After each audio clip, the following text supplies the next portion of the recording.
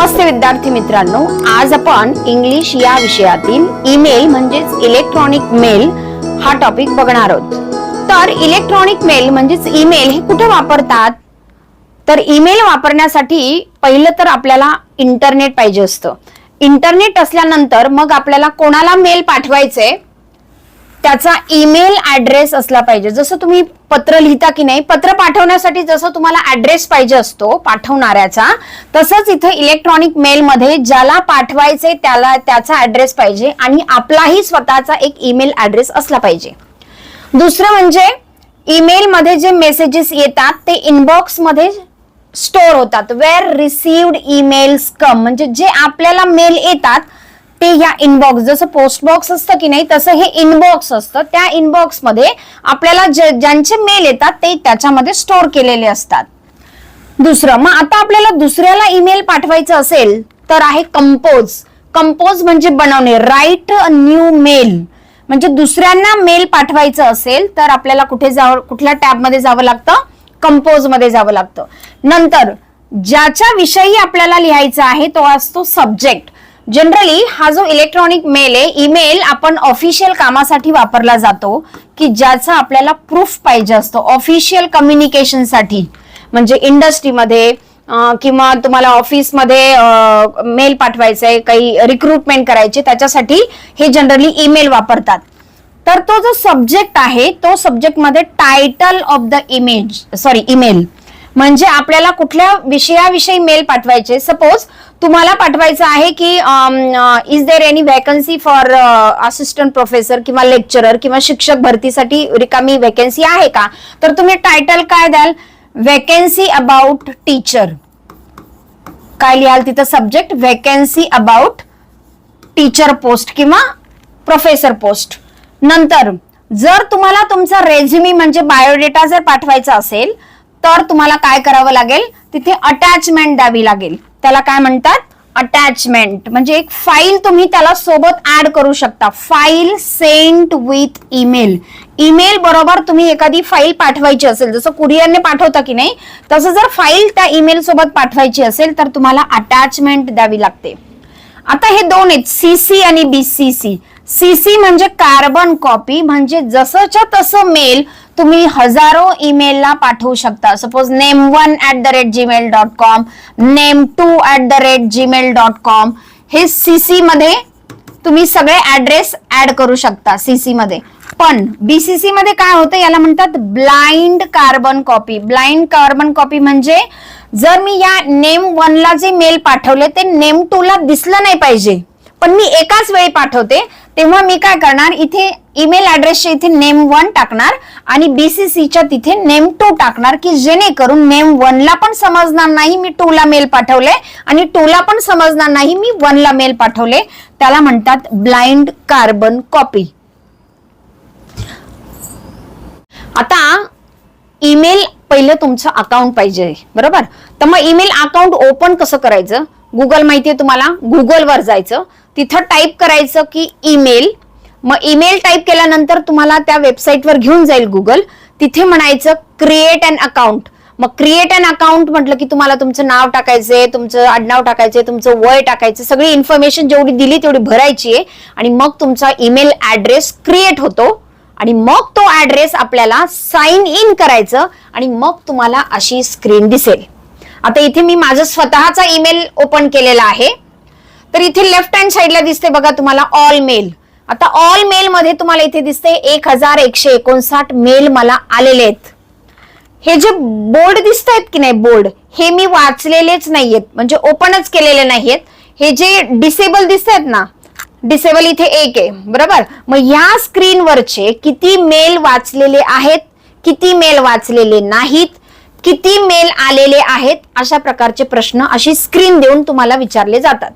तर मग आता याच्यामध्ये किती मेल आलेत? 1159 मेल आलेले आहेत आणि या स्क्रीनवरचे किती मेल दिसत आहेत तुम्हाला? 1 2 3 4 5 मेल दिसत आहेत आणि ह्या 5 पैकी हे 3 मेल मी वाचलेले नाहीत, फक्त 1 मेल काय केलेला आहे? वाचलेला आहे। आता मला जायचंय, मला मेल पाठवायचे, तर जायचं इथे एडिट मध्ये जायचं आणि इथे येतं बघा कंपोज। कंपोज म्हणजे मेल। आता मी टू इथे दिसते तुम्हाला टू CC/BCC सब्जेक्ट आणि मग इथे तुम्हाला टाईप करायचंय. आता मी टू एक मेल घेणार आहे.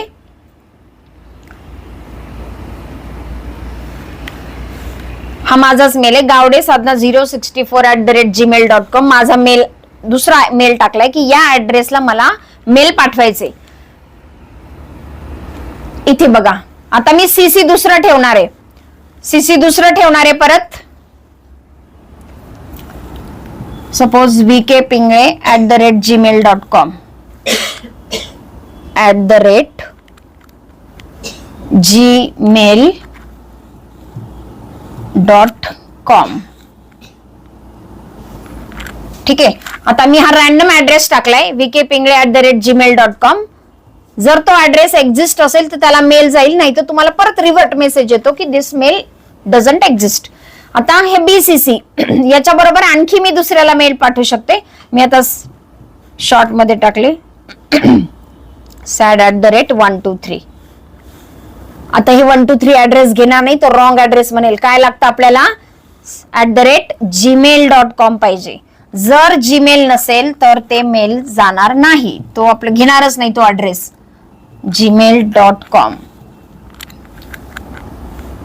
हे रॉंग आहे. sad@gmail.com. आता हे दोन ऍड्रेस टाकले. आता मी टाकणार आहे सब्जेक्ट रिगार्डिंग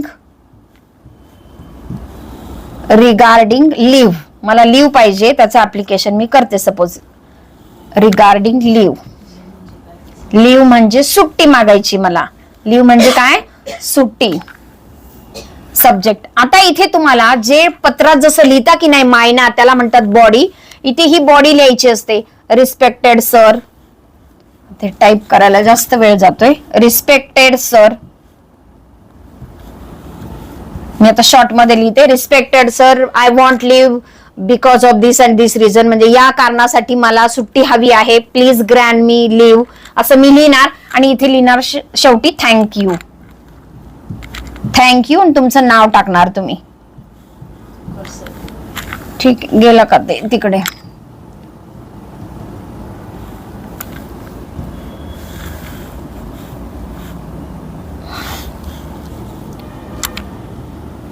थँक्यू असं लिहिणार मी. ठीक आहे. मेल कसं बनवायचं समजलं. आणि मग काय करणार मी, मला जर याला अटॅचमेंट करायची असेल, हा आता जर मला हे अटॅचमेंट म्हणजे एखादी दुसरी फाईल जोडायची असेल तर इथे बघा हे असं साईन आहे ना, या साईन वर मी क्लिक करणार. अटॅच अ फाईल येते बघा इथे.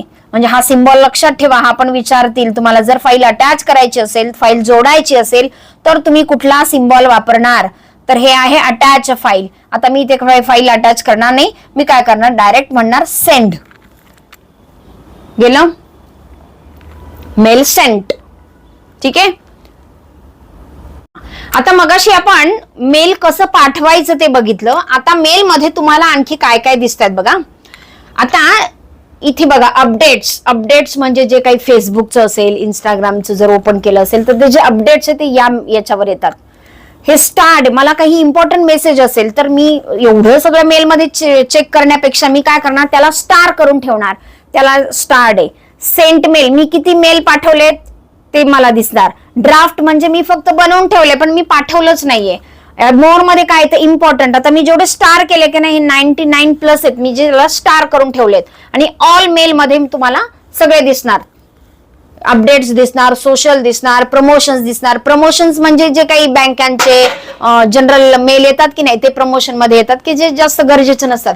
कधी कधी या स्पॅम मध्ये पण येऊन पडलेलं असते मेल, तर हे असतं स्पॅम फोल्डर.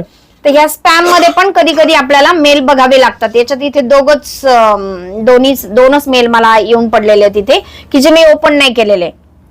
ठीक आहे. आता आपण याच्यावर प्रश्न कसे विचारणार आहेत ते आपण बघणार आहोत. आता हे बघा, मी तेच मेल मी माझं ओपन केलंय. आता मी मगाशी मेल पाठवले. ठीक आहे. आता इथे दिसत आहेत तुम्हाला प्रायमरी 1148 मेल आहेत. बरोबर. आता मी बघा मगाशी लिहिलं होतं रिगार्डिंग लिव्ह. आता हा एक ऍड्रेस माझा एक्झिस्ट होता तो रिसिव्ह झालाय, पण इथे बघा mail delivery subsystem 7 minutes ago address not found. मग आता असं विचारू शकतात की याच्यामधलं कुठलं मेल पोहोचलेलं नाही, कुठल्या मेलला एक्झिस्ट नाही येते तुमचं मेल, तर हे कुठला ऍड्रेस sad@gmail.com हा ऍड्रेस अस्तित्वात नाही. दुसरा प्रश्न, आता याच्यामध्ये इथे दिसतात बघा 14:21 14:20 इथे वेळ पण दिसतीये, इथे बोर्ड दिसत आहेत. आता या स्क्रीनवरले किती मेसेजेस अनरीड आहेत? अनरीड म्हणजे वाचलेले नाहीत. तर किती वाचलेले नाहीत? हे जे बोर्ड दिसतात 1 2 आणि 3 हे मेल वाचलेले नाहीत. आता परत मी दुसरी स्क्रीन काढते. आता याच्यामध्ये 30 डिसेंबरला आलेले ईमेल किती आहेत?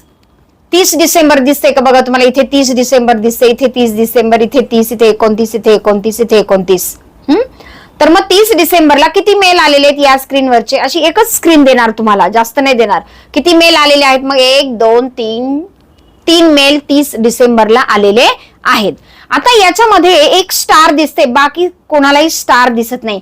तर असाही तिसरा प्रश्न विचारला जाईल की दिलेल्या स्क्रीनवरचे किती मेल स्टार्ड आहेत? मग अशी बघितलं ना आपण, स्टार्ड म्हणजे महत्वाचा मेसेज आहे हा पीएचडीचा, त्याला मी स्टार करून ठेवलंय. म्हणजे या स्क्रीनवरचे स्टार केलेले मेसेज 1 आहे.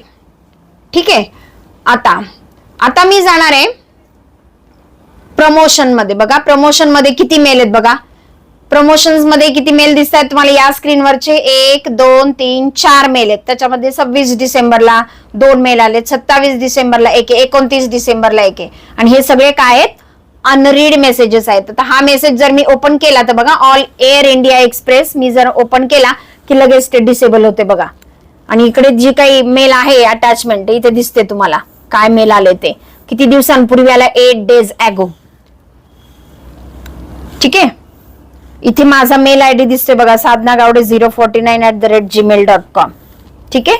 म्हणजे याच्यावरचे किती प्रकारचे प्रश्न विचारले जातील?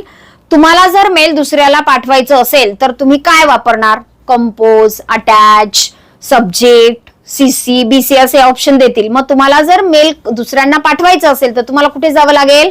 कंपोज वर जावं लागेल. जर तुम्हाला त्या सब्जेक्ट लिहायचं असेल तर कुठे जावं लागेल? सब्जेक्ट वर जावं लागेल. ठीक आहे.